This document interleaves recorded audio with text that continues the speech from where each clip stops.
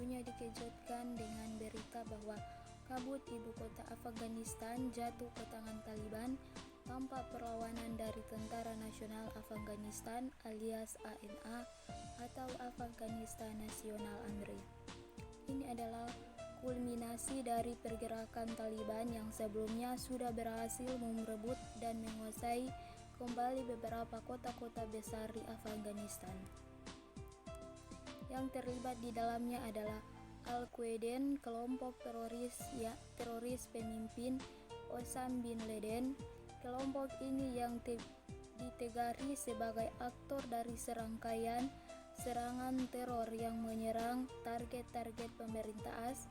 Di antaranya adalah Kedutaan Besar AS Nairobi, Kenyam, Kepala Perang AS US calon di Teluk Aden, Yemen, dan puncaknya adalah Menara Kembar WCT di Ward New York, dan militer Afghanistan.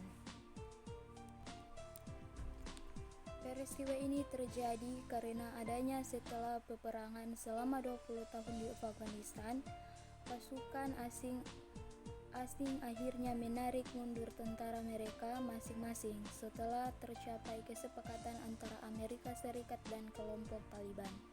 Konflik Afghanistan sudah menewaskan puluhan ribu orang dan mereka jatuh jutaan orang menjadi pengungsi. Dilansir dari laman The World Item, beberapa pekan setelah kelompok Al-Qaeda menyerang AS pada 11 September 2011, Presiden George W. Bush mengumumkan pasukan AS melancarkan serangan terhadap kelompok teroris dan Taliban Afghanistan.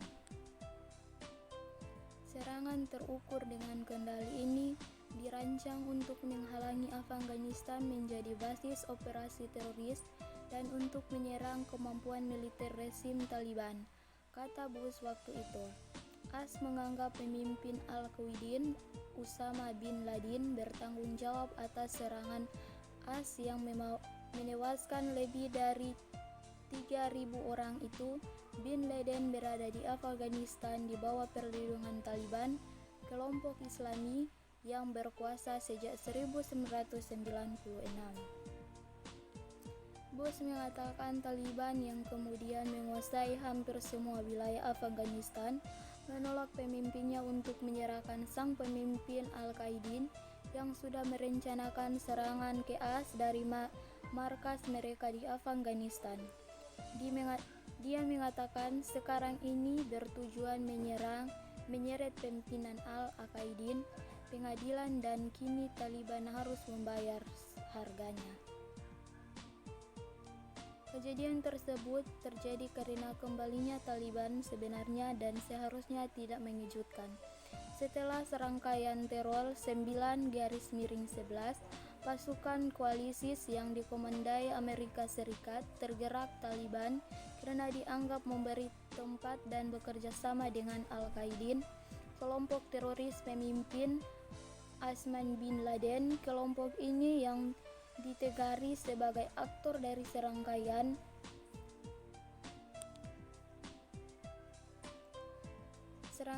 serangan teror yang menyerang target-target pemerintah AS, di antaranya adalah Kedutaan Besar AS Nairobi, Kenya, Kepala Perang AS US calon di Teluk Aden, Yemen, dan puncaknya adalah mereka kembar WTC di New York.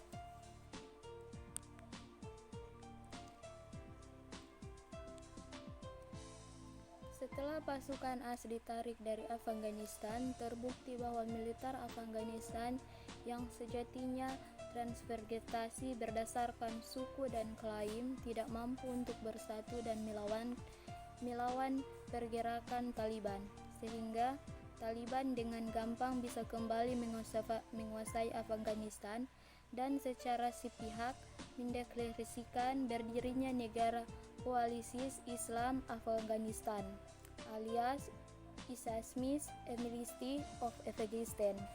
Ujur analisa konflik dan keamanan Alto Labutan di Jakarta Selasa 17/8/2021. Dikatakan dari pola pergerakan Taliban bisa dianalisa bahwa kelompok yang sekarang adalah Taliban yang secara apotik berbeda dengan sebelumnya.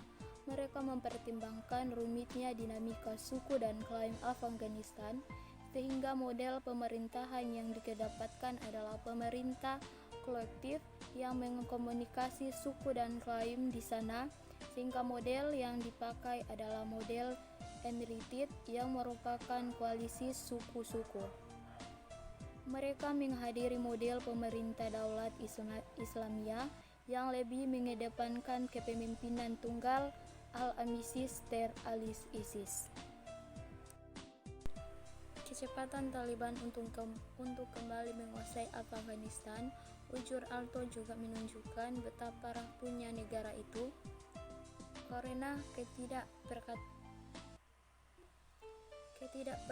persatuan dan kesatuan mereka sebagai bangsa. Loyalitas mereka termasuk angkatan bersenjata adalah loyalitas pragmatis pada suku dan klaim, sehingga ketika ada ancaman nasional, mereka melihat untuk memprioritaskan keselamatan suku dan klaim dibandingkan keselamatan bangsa dan negara Afghanistan. Ketidakrasa nasionalisme itu sangat berkontribusi pada hilangnya keinginan angkatan bersenjata dan seluruh komponen masyarakat untuk menjaga dan mempertahankan keutuhan bersama dan negara Afghanistan kota lokal. Apa yang menjadi di Afghanistan akan memiliki dampak di Indonesia dan tetangga, memberi pelajaran yang sangat penting bagi bangsa ini dalam jangka pendek, dan para penduduk Taliban di Indonesia yang memosisikan Taliban sebagai simbol perlawanan terhadap negara-negara barat akan memanfaatkan situasi dalam propaganda mereka. Mereka akan memakai kesuksesan Taliban dalam kampanye merekrut, mencari dana, dan mengobarkan semangat mendirikan negara Islam di Indonesia, termasuk mengadopsifikasi penggunaan berbagai cara untuk mengurus rasa nasionalisme orang Indonesia. Strategi ini akan diadopsifikasi oleh kelompok-kelompok seperti Hizbut Tahrir dan Ikhwanul Muslimin yang selama ini mengkampanye pergerakan rasa cinta tanah air.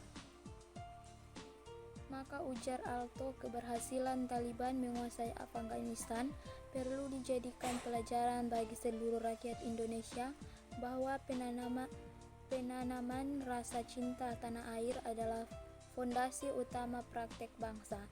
Ini satu-satunya cara untuk menjaga Indonesia agar tidak berfragmentasi dan tidak gampang dihancurkan oleh kelompok-kelompok perusak persatuan dan kesatuan bangsa seperti Taliban di Afghanistan. Semoga dari apa yang terjadi di Afghanistan kita bisa belajar bahwa hanya dengan persatuan dan kesatuan yang didasarkan pada nasionalisme dan rasa cinta tanah air, negara kita bisa kuat menghadapi kelompok yang berniat untuk menghancurkan segala negara ini lewat penetrasi ideologi tunggal yang anti beragama dan anti Pancasila. Terima kasih.